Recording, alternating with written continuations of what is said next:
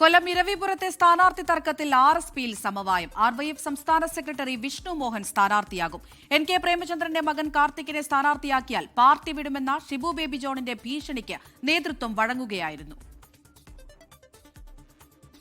അനിശ്ചിതത്വങ്ങൾക്കൊടുവിൽ കൊല്ലം ഇരവിപുരം മണ്ഡലത്തിൽ സ്ഥാനാർത്ഥിയെ തീരുമാനിച്ചിരിക്കുകയാണ് RSP. RYF സംസ്ഥാന സെക്രട്ടറി വിഷ്ണു മോഹനെ സ്ഥാനാർത്ഥിയാക്കാനാണ് തീരുമാനം. പക്ഷേ ഔദ്യോഗിക പ്രഖ്യാപനത്തിലേക്ക് പാർട്ടി കടന്നിട്ടില്ല. മുന്നണിയുമായി ചർച്ച ചെയ്തതിനു ശേഷമാകും ഔദ്യോഗിക സ്ഥാനാർത്ഥി പ്രഖ്യാപനമെന്ന് ഷിബു ബേബി ജോൺ.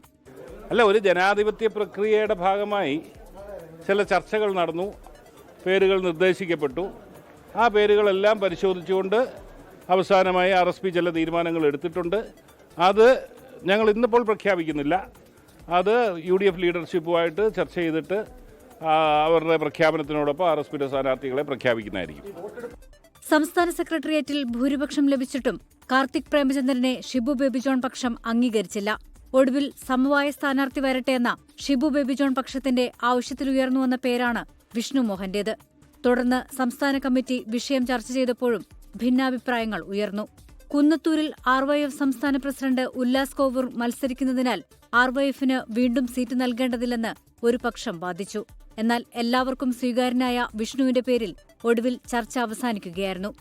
നിലവിൽ കൊല്ലം ജില്ലയിൽ RSP മത്സരിക്കുന്ന 3 സീറ്റുകളിലേക്കും സ്ഥാനാർത്ഥികളെ തീരുമാനിച്ചു കഴിഞ്ഞു. ചവറയിൽ ഷിബു ബേബി ജോൺ തന്നെ മത്സരിക്കും. ജില്ലയ്ക്ക് പുറത്തുള്ള 2 സീറ്റുകളിൽ പ്രതിപക്ഷ നേതാവുമായുള്ള ചർച്ചയ്ക്ക് ശേഷമായിരിക്കും തീരുമാനമുണ്ടാവുക.